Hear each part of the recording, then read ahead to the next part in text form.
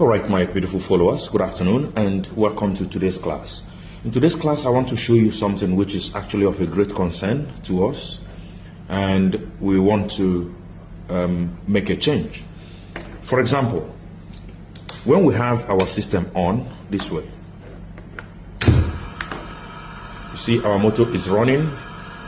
That is looks to me like in forward direction. It's running in forward direction this way, and if for some reason there is an emergency and we push the emergency button and this thing starts, all right, if we sort out things and then we come back and reset this emergency button, the motor starts immediately, which is supposed not to be so.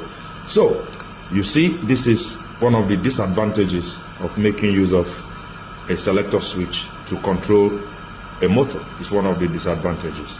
So what we want to do now is that we're going to now do another connection, not using this selector switch, that will enable this motor not to start when we reset this, but it will require an operator to start the motor after resetting the emergency button. So stay with me.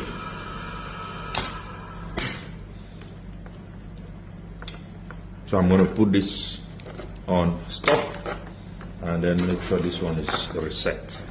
So what we're going to do right now is, if you look at this place now, you're going to see that this wire is coming to the A1 of this contactor. This is the A2 going to neutral, and this second wire is coming to the A1 of the second contactor, and of course this is the A2 going to neutral.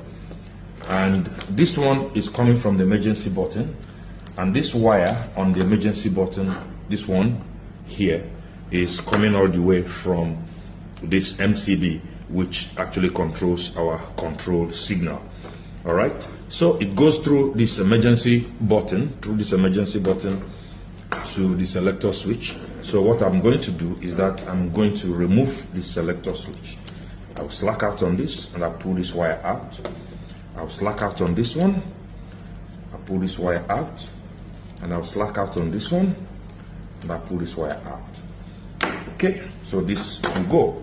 So now what we have is these two wires which are coming to the two contactors. So for us to switch on this motor is just to take this one and insert here, and this motor will be on. If we want to drive this motor to the forward direction, we'll insert this one and it does the same thing. So we can switch off this one.